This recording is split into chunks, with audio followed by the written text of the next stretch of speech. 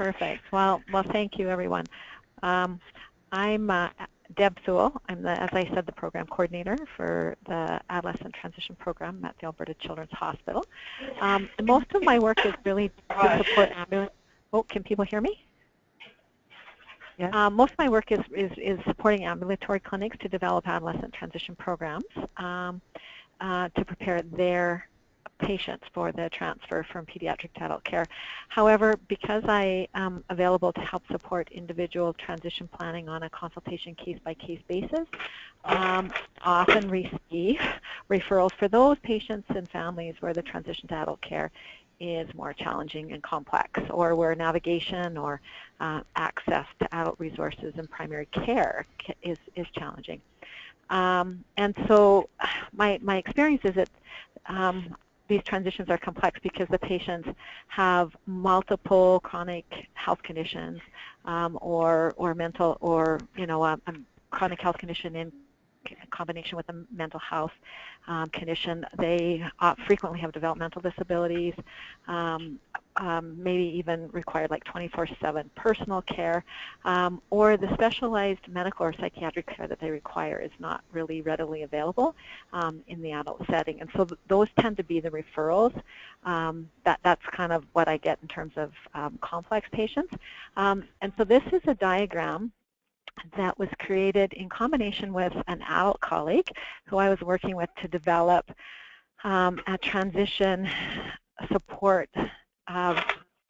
program for families transitioning to acute care. And basically it was just a diagram that we created to help healthcare providers really see things from the family's perspective and understand what transition looks like for those families, and especially those families who have a medically complex child. And so you kind of get a sense that there's multiple changes or transitions happening simultaneously, and for the family, they're not just navigating the transition from pediatric to adult health care, but children's services to adult services, and financial changes and legal changes, and often agency or service provider changes, and so it can be very, very overwhelming.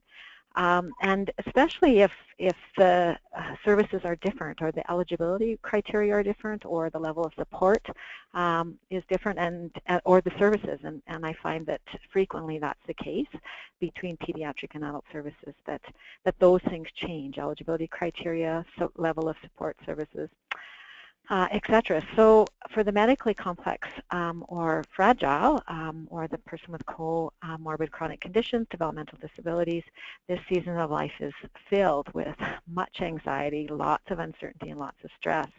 I was actually talking to a family of a 6-year-old a few days ago, and she said, "Oh, I'm just dreading those transition years."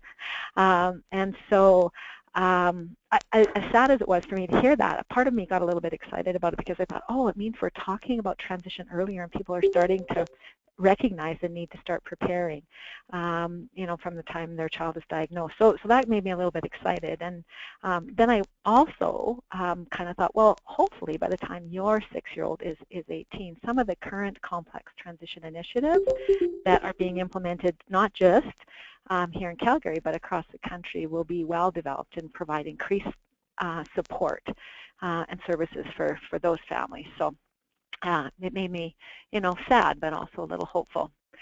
So, now my next slide is not going to go. Okay. I'm back from current slide.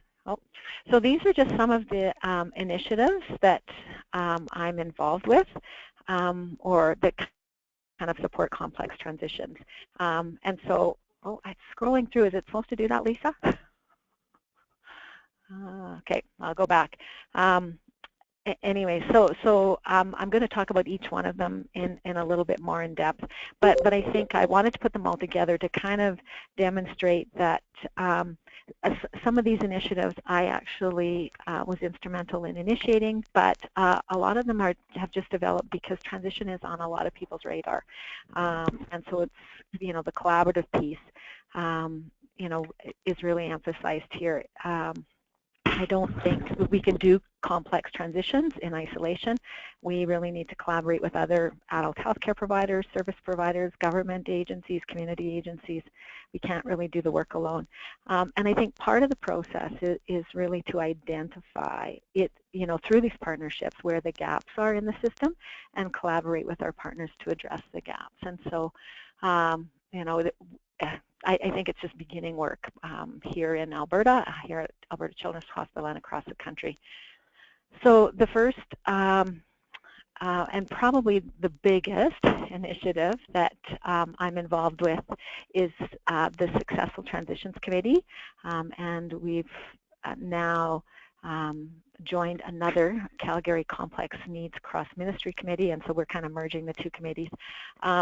But when I first started in this work, the Successful Transitions Committee was actually up and running, and it was a partnership between Alberta Health Services and Alberta Human Services, and it was designed to address the needs of complex youth who were 16 and up, who were transitioning to adult services, and who were identified by their case managers or frontline staff as needing ongoing support into adulthood to meet their complex needs. But there was no clearly identified transition plan, and one wasn't very easy to create. And so the frontline workers and they were from a number of places.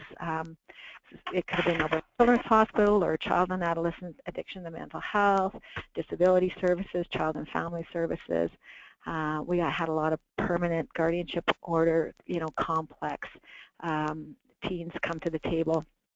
And so, like the frontline worker would identify them, and then they would contact the Successful Transitions Coordinator. So there was actually a position that was hired to kind of, and I think it started to kind of identify, where the gaps in the system were. It was kind of how it was started between Alberta Health Services and Alberta Human Services.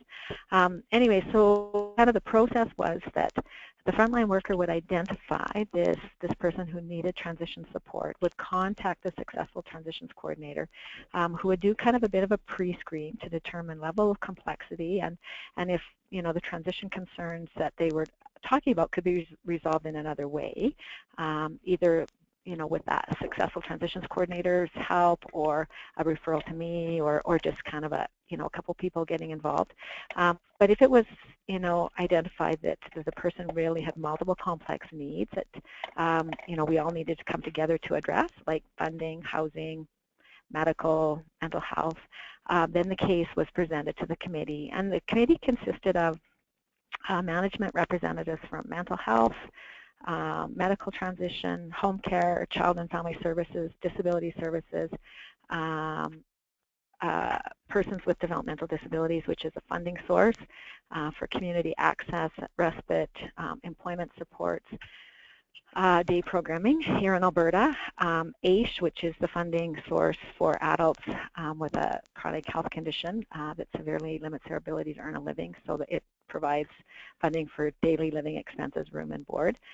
So that is assured income for the severely handicapped, known as AISH, and I'll probably just call it AISH from here on for the rest of the presentation.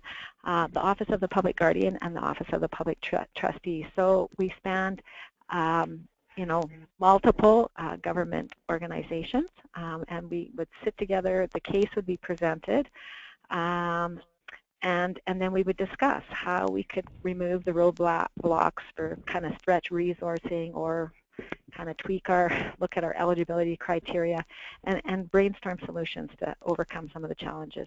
Some of the biggest challenges were those who didn't qualify for PDD, because here in Alberta, to qualify for that persons with developmental disabilities funding, you need to have an IQ of 70 or less.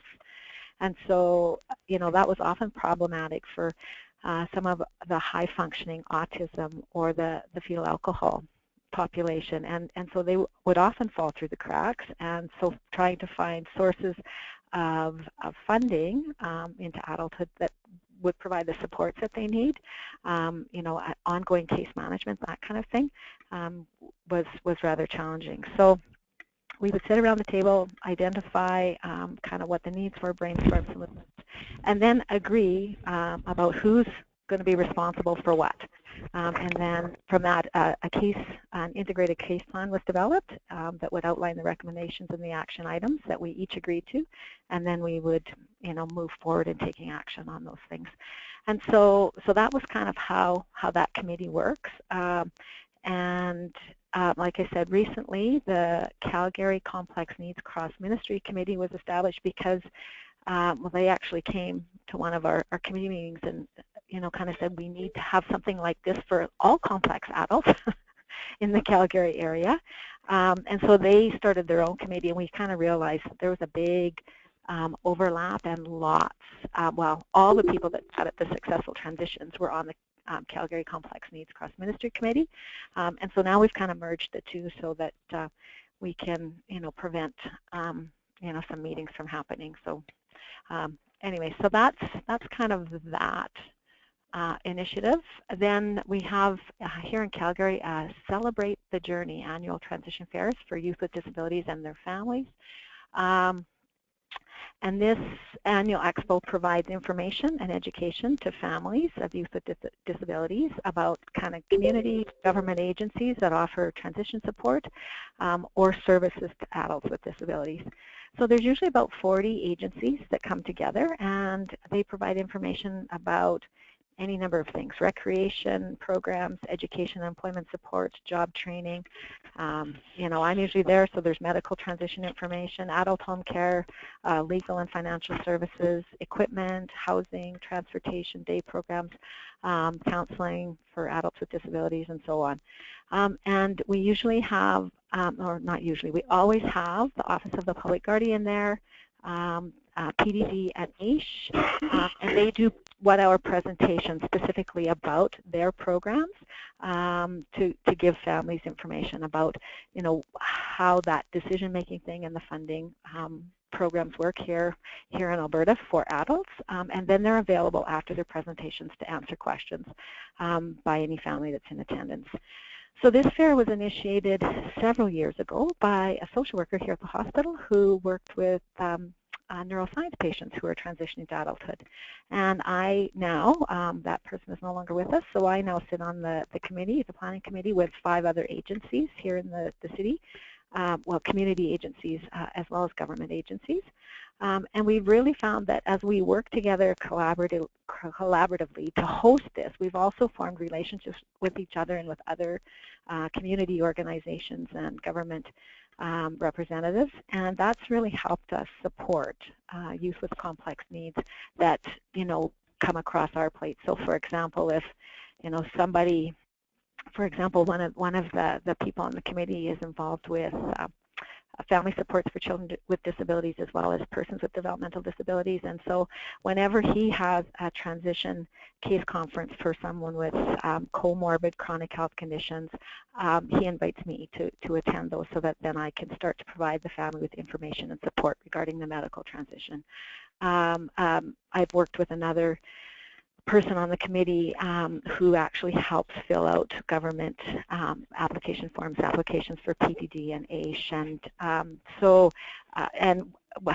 we had a problem with one of our outreach clinics on the reservation with families, filling out the paperwork for guardianship, and the community pediatrician was struggling to get those forms completed. So now once a year, this agency goes out and she does all the guardianship and the AISH applications for the transitioning patients that are involved in that outreach clinic on the Stoney Health, at the Stoney Health Center. So so out of this transition fair has come a lot of other collaborative work and initiatives. So it's been a real positive experience for all of us. The Transitioning to Adulthood workshops was another thing that came out of the transition fair. A couple of the agencies got together and decided that families, that the workshop that they provided, the once a year, wasn't quite enough because people couldn't always get there to hear about the PDD and the AISH and the guardianship. And so they now offer monthly workshops, which they call it a crash course for parents and guardians of youth with special needs. And they do. They talk about PDD, they talk about AISH, they talk about guardianship, trusteeship, and then they also talk about transition planning and kind of how to map out a transition plan starting you know, 14, 15, 16, you know, set goals and then work towards, develop action plans to work towards those goals and independence.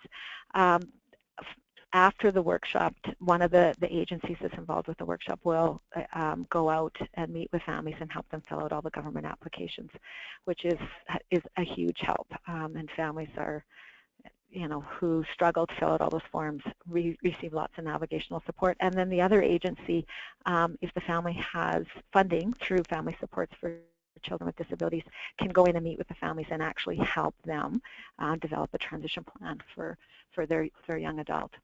And I think that's it about that one.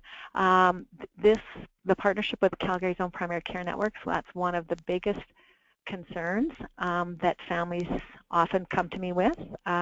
Those patients that are facing complex transition often have a very, very hard time finding a primary care physician because they've only been followed by pediatric specialists prior to 18. So in July 2013, the section chief of community pediatrics here in Calgary and myself submitted a proposal to the Calgary Zone primary care network to address this concern, and it opened a door to a partnership with their medical home task group. We're still hoping for a pan-PCN initiative here in the Calgary area to address this concern, but right now we have been successful in leveraging local PCN solutions and existing zonal attachment processes, which basically means I have a contact person in each of the Calgary Zone primary care networks that I work with to facilitate primary care attachments for those complex patients who are having a hard time finding primary care. And then finally, the South Health Campus Adolescent Transition In Program. I'm going to touch on this very briefly because Joanne Ganton and I presented at CAPHC Community of Practice meeting a few years ago regarding this program, and so it should still be on the CAPHC Knowledge Exchange Network. Basically, the goal of this program was to assist medically complex adolescent patients and their families with system navigation and coordination of services as they transferred from a pediatric to an adult acute care site. So it was really all about the transferring to adult emergency and adult inpatient care. So it was for medically complex 17-year-old patients who lived in the vicinity of the South Health Campus, and that's a picture of the beautiful facility that they have down there. And so the objectives were really to help prepare the adult acute care site to manage these patients' complexities, facilitate the transfer of information, build confidence in patients and families, and do some knowledge transfer from pediatric to adult care providers to help increase competency. So this program, basically what it involves, in brief overview, is that a referral is made down to the South Health Campus patient support specialist who makes arrangements to meet with the family, gives them a tour of the hospital, a tour of inpatient rooms, tour of intensive care unit, if they request that, as well as opportunities to meet with the manager of the intensive care unit, social workers, spiritual care. But probably the most important piece of it is it gives them an opportunity to meet with the manager and the medical director of the emergency department to discuss key patient information and care expectations. And then the emergency department creates a patient record down there with that information in it, so that when the patient comes in, they're aware of them, they're aware of their care needs, and aware of kind of, you know, what the family's expectations are and how to address them. One of the things that came out of this was further collaborative work, which I often find, you start to kind of do one collaborative piece and it leads to, oh, I also now need to look at this.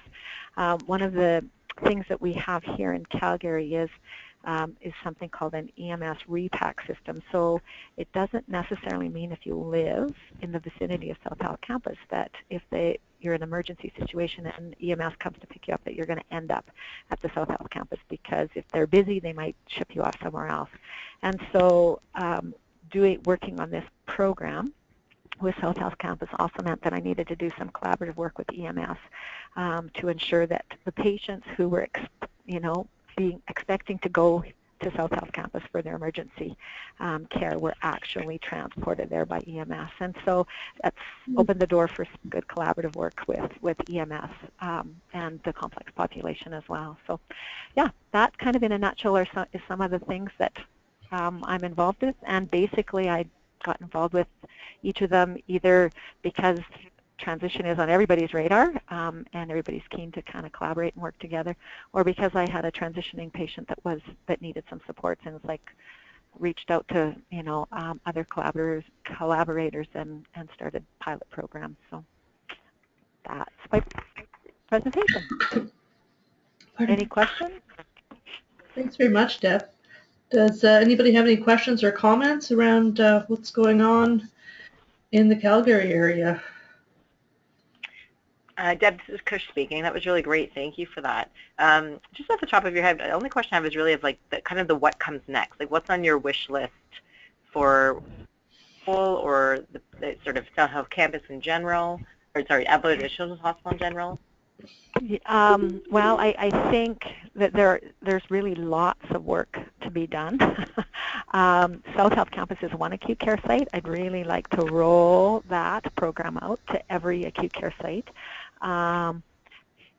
The Calgary Complex Needs Cross-Ministry Committee, I think we're finding housing and accommodations to be a really big gap, and so there's lots of work that kind of needs to be done in that area, finding appropriate housing and supports for some of these complex patients, and especially as they're aging and families are aging and being able to provide care for them.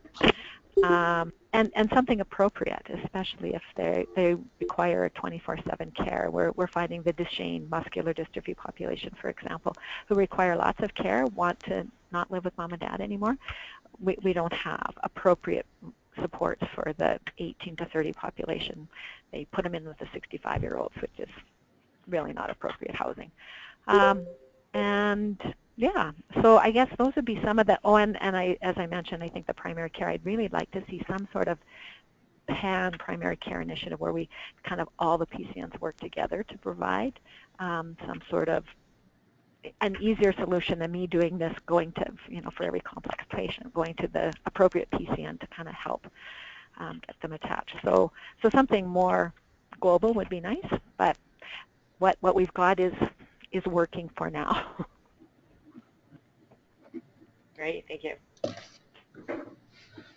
All righty, I'm just going to pass the screen over to Kush. Are we able to ask a couple more questions? Oh, certainly. Please, go ahead. It's the group from Vancouver here, Andy, Susan, and Karen, and we were interested in the caseload that you had, Deb. What sort of numbers of patients are you managing, and also of those, and when you determine the complexity, how do you work out which ones you'll accept and not? That's a really good question. I actually don't track numbers because I'm not supposed to be a clinical program. I just kind of started to inherit these people because clinics would come to me because I said, well, I'm available on a case-by-case consultation basis if you need help and support. And so then clinics would contact me with, well, what about this patient and how can we transfer them and what kind of supports. And so so I'm going to say I probably get a referral a week, and because it really is more getting them connected to the right resources, either in the community, the right government agency. I work with the clinic to do a lot of that kind of work. So I'm kind of trying to build capacity in the clinics as well. So I do some of the work, but I also try to build capacity in the clinics. Does that make sense? So I'm going to say probably around 50 patients a year that I kind of provide support to, but I do that through community agencies, government agencies, and through the clinics here at the hospital. And one of the things we struggle with here in Vancouver is both the continuation of services from pediatric to adult care. There's a gap year in which services stop in the pediatric world and don't start up, and then there's actually the level of resource. So we have you're eligible and entitled to more government funding and support as a pediatric patient, and that level of particularly in-home support services really falls off in the adult world. Do you have continuous funding of support services and the same level of funding between the pediatric and the adult world?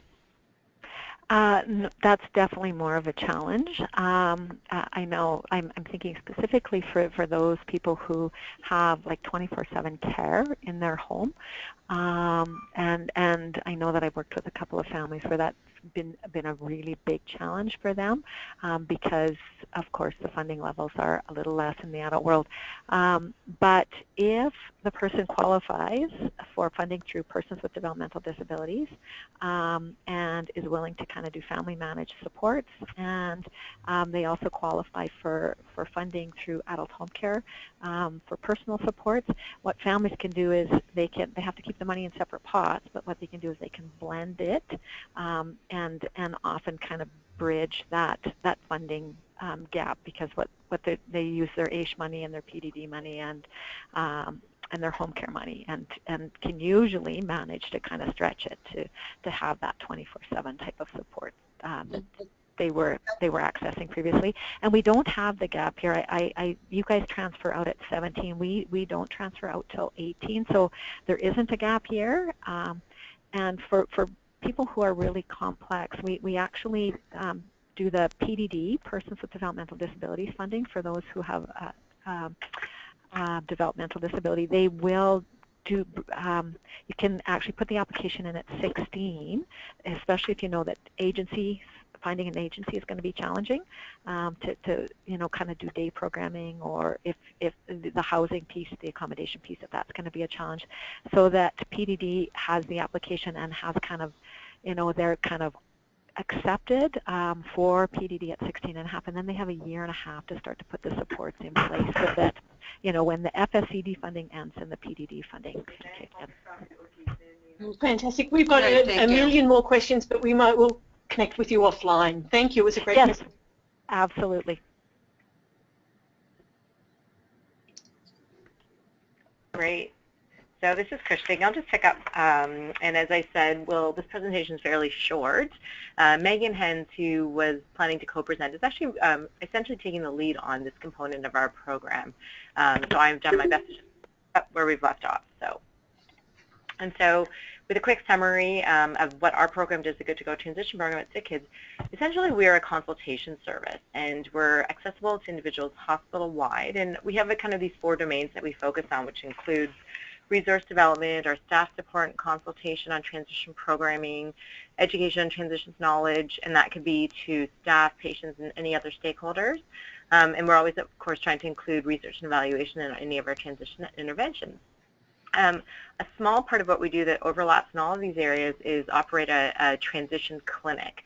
And this is where we aim to provide individual support to Sick Kids youth and their families when they essentially are beyond the capacity of their healthcare providers in terms of supporting their transitions, and or there's some other complications to them.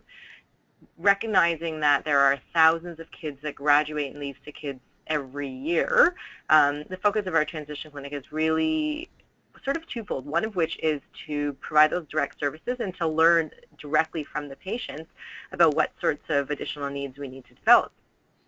It became very clear that when we started to get more and more referrals from youth that were identified as having complex care needs, very quickly we sort of rephrased that by not labeling these kids with complex care needs or medical complexity, but really youth that had complex transitions. And not surprisingly, these are, just like Deb described, populations where there are neurological, neurodevelopmental, mental health, minus disabilities, cognitive impairment, etc. And we are essentially always wanted to build a program for our complex transitions, but in reality, it was a low priority for us as we tried to catch up and understand even how to support these families. And so now we're finally at a point in the last 2 to 3 years where we're trying to meet the needs of these families, but at the same time develop the pathway and the transition network that would support these youth right from the get-go. So in a much different position than the programs that Deb just described in terms of being very early in the game, but really hoping to provide and do a slow, progressive development of a program to support complex youth.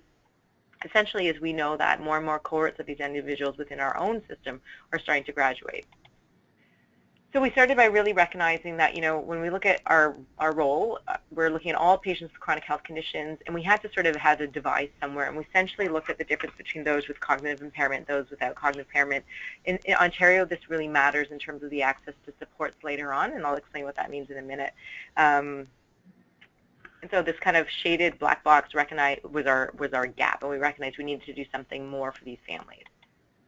And what we knew about these families is they were certainly at a high risk of crisis because of the presence of developmental disabilities plus the chronic health issues. And the crisis had to do with a number of different things, whether it was caregiver burnout around the time of transition, increased morbidity and mortality, inappropriate use of emergency services, and housing placement issues, hospitalization issues.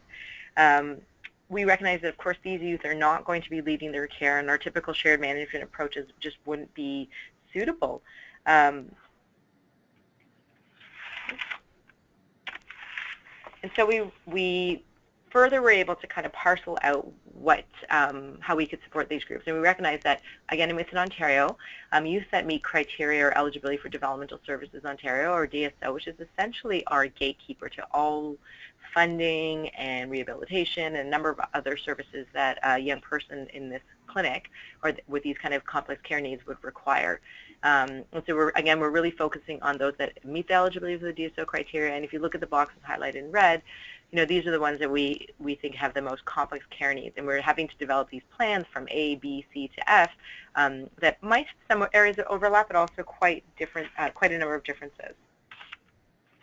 We had this ultimate goal where we wanted to do our best to reduce and minimize any of the gaps in services and funding, and then essentially decrease caregiver distress, and essentially support healthcare providers within the hospital to provide the information. There was a real gap for healthcare providers who just said, I don't have a clue when or what to say to these families when they are asking at age 13, 14, not as early as 6, but when they're asking about what do they need to do in advance to support their youth. This timeline for complex transitions, again, the idea is not to be able to know and understand bits and pieces of this, but really to realize that there's health funding and school kind of issues.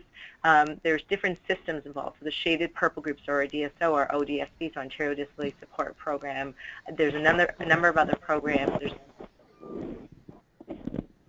This timeline was really built for us to understand the different parties involved, the different key components that needed to be done at certain age points, and to, again, recognize for the new person who looks at this and says, oh, wait a second, this is something we have to start thinking about age 14, and we'll be continuing into those early adult years in a way. So these slides can all be made available if anybody is interested.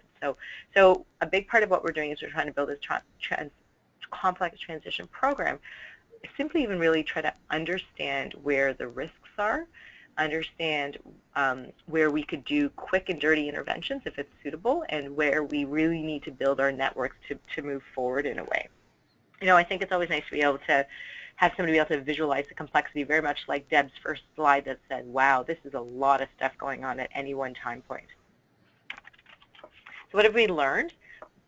We believe that service navigation does help these individuals. They need a point person, essentially because their process, just even at the very beginning, while they're still in the pediatric system, is multi-steps. It requires approving of eligibility, intake assessments, multiple sectors, multiple coordinations, and we really do believe that their partnership can result in better outcomes for high-risk patients, and a big part of what we're doing is trying to show that this is true so that we can get more support for these families. So what's next for us? We do want to have a really clear pathway and plan for our internal referring agents, so we can increase their knowledge and their capacity to support families early. In parallel, we're solidifying our external network of partners, and we're using these partnerships to advocate for priority status where appropriate, and also to create crisis plans in advance of transfer dates. We've been so fortunate that when we've made these direct contacts with some of our local community organizations. They said, oh yeah, no, we get this. This is a patient of sick kids. We understand that their services might have some fast tracking needs because of these other crises that are not typical for our population. And so we've been really fortunate to have our community partners say, yep, we want to help. We want to make your job easier and our job easier. And in parallel, we've been applying over and over again to have some type of funding or grant support, usually in the research and evaluation component, so that we could increase our people power and also demonstrate that it has an impact. We clearly know that we cannot sustain the nature of our investment we put in our transition clinic right now.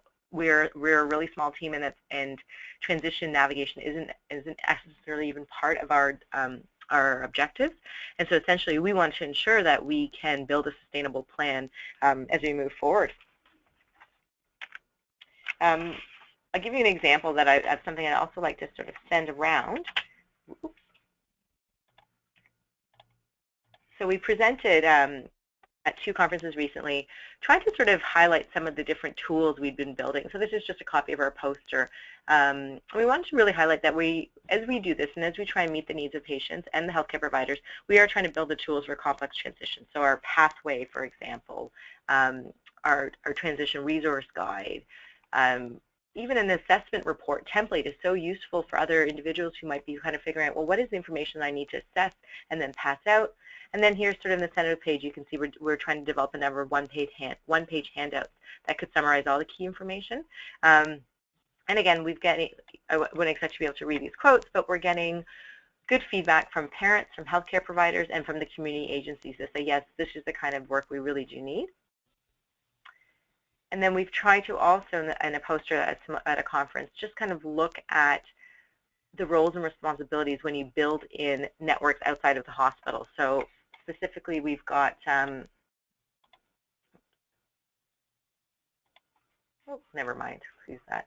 We've got partners from a number of different places, from Developmental Services Ontario, Community Networks of Specialized Care, our Ontario Disability Support Program, Partners for Planning, a nonprofit organization, Centre for Independent Living Toronto, and then in Ontario we have HCARD, which is the Healthcare Access Research and Developmental Disabilities Program, and all of our internal partners at SickKids. And so again, this just summarizes the way that we've tried to formalize our role, the roles of each of the partners. So that's all from me. Again, I'm also happy to take questions and circulate slides as requested. Thanks very much, Kush. I have copies of those posters, and I will send them out to everybody after the call today. Thank you. Does anybody have any questions or comments or any examples of what they're doing as well for complex care transitions? I'm just sort of wondering, the Ontario Special Needs Strategy, does that touch on this stuff at all? Kush, do you know? I think we haven't quite partnered and connected with them, but you're absolutely right. It's all, and part of it is it's all changing right now. Yeah. And so we're just trying to figure out if we could understand each of these different roles and the changes that will happen from this. You know, as many of you may know, with the DSO being this gatekeeper, you know, it's waitlist upon waitlist in terms of actually accessing resources, and so we know how dangerous the gaps can be between, you know, 17 and a half and 18. I don't know if the OSS has got anything else different right now that we can use, but we're trying to just build this network so we can understand it better. Mm-hmm. I don't want to put people on the spot, but I'm just wondering, you know, Bianca, out in Nova Scotia, is there anything similar happening? Well, I mean, it's always it's so great to hear these presentations. I mean, I think that in terms of where I sit, I feel like I'm currently kind of just putting together. I'm quite in the beginning stages of a lot of the other areas. Yeah. So, but it's great to see at this point, at the beginning stages, what we could be moving towards, right? Both of you, thank you very much for your presentations, and you've set, I guess, like kind of a bit of a roadmap around possibilities, which is really helpful. I get slightly overwhelmed, though, of all the stuff that needs to happen, to be honest. But it's very helpful, and it's great. Getting those slides would be super helpful, I think, as well. And I'm just wondering, Deb, and then the other folks that are online from Alberta, so that's happening in the Calgary area, because you're Alberta Health Services, and I always just run on this big assumption that, you're all one big happy family. Are there similar things happening in the Edmonton area, or? I think Glen Rose is doing some really good things there, and so if Gail and Scott are on the line, they can probably speak to that, and I think Delapo can probably address, they're really working at getting their transition program off the ground, so she might be able to address that. As far as I know, I'm just doing it here in isolation. Okay. It's Gail here. We're much further behind than Calgary. But at the Glen Rose, we've looked at our population with developmental disabilities, and we're actually moving further ahead with some of our neuromotor populations, such as spina bifida, but we haven't got the same degree of collaboration organized as yet to be able to bring all the people to the same table. Right. And Delapo, you had something to say? Yeah, I was just going to add in and say that we're really working towards that collaboration, and here at Stollery, we're just at the beginning stages of putting something together, and it's really good to see the presentation from Sick Kids and see how advanced they are on this journey, and it's really, really interesting to see this and to see what we can actually do in the near future. So this is really good, and we're working with Deb Thul, we're working with Gail as well, and we'll be moving towards a provincial transition program pretty soon. So it's in the works for sure. I know that Karen is on the line as well. I'm not sure if Karen, if you want to add anything to that. I think we're very much the same. Either pockets of transition programs going on, and when you work with chronic disease and then you throw mental health or other issues, it kind of sidelines us because it's not our area of expertise. So I think we're finding the same thing. It's learning how to find out who's out there and utilize the resources to the best of a patient's needs is really the right way to go.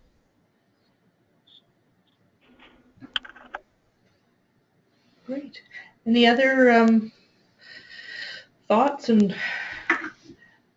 Gilles, what's happening at, I know you have a big complex care program at CHIO. Are you aware of, is there sort of any, collaboration between the clinic itself and the transition teams, or?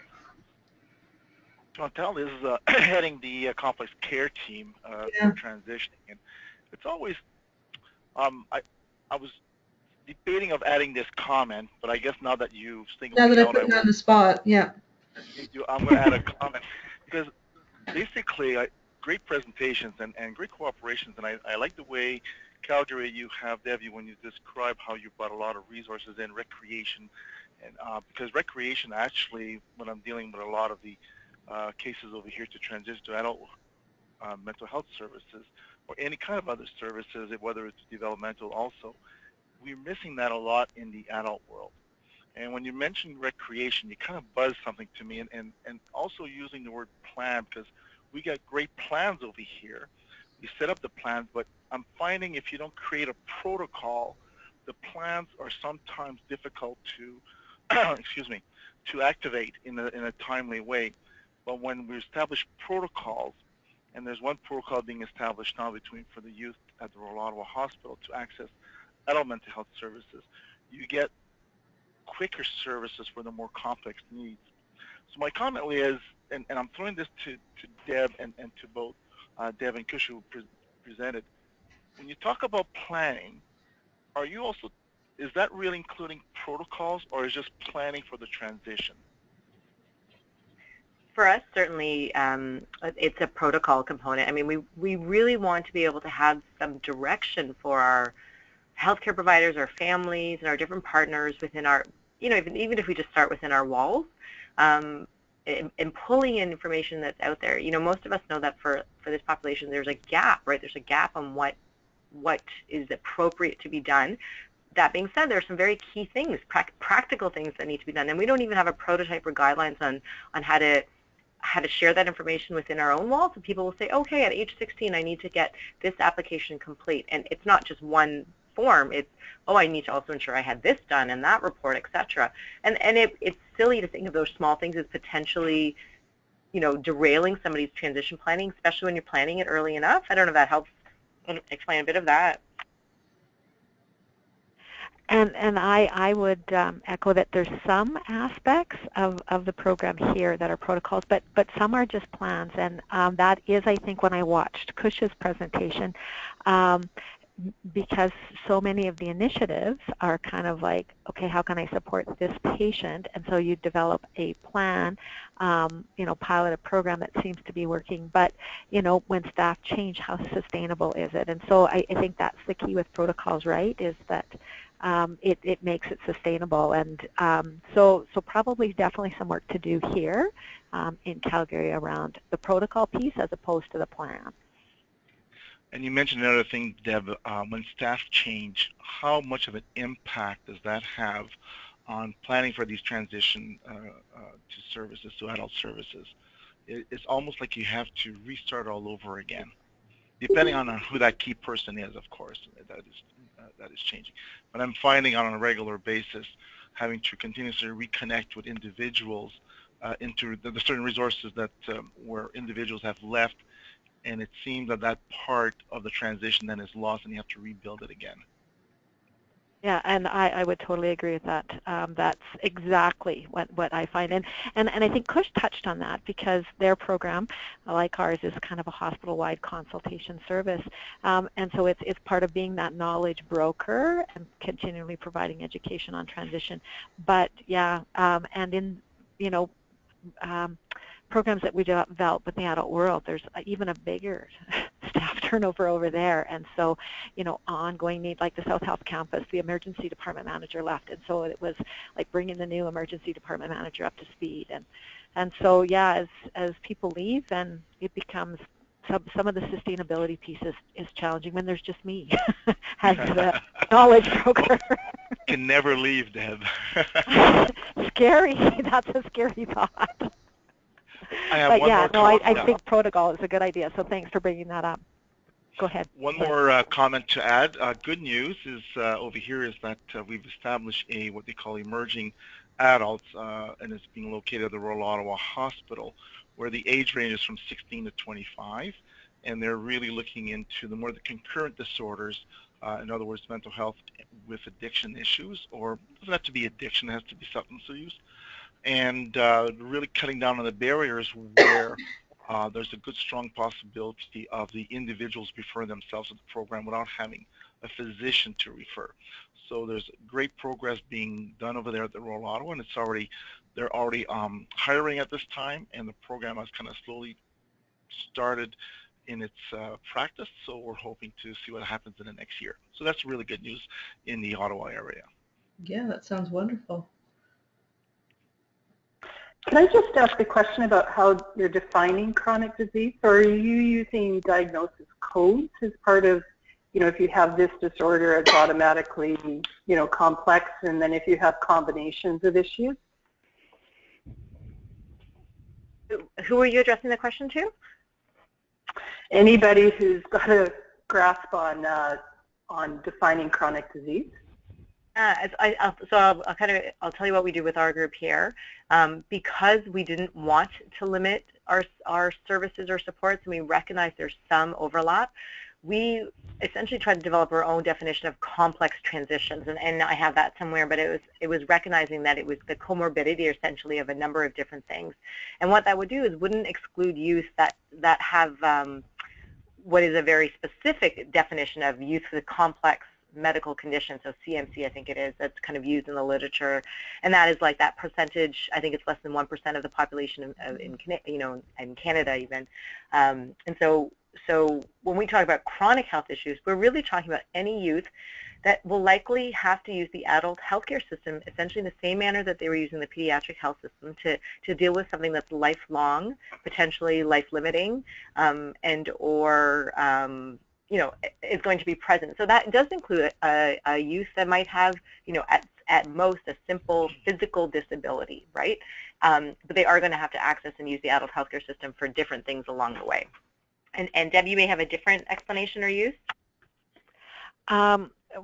Because I get involved on a case-by-case consultation basis, the clinics come to me, and yeah, so basically my definition of, when I listened to you talk, Kush, I thought, oh yeah, that's, I love the terminology, complex transitions, because I used to say medically complex and or medically fragile, but then that, eliminated some of the not so medically complex, but behaviorally complex, or some of the other challenges that made transitions complex.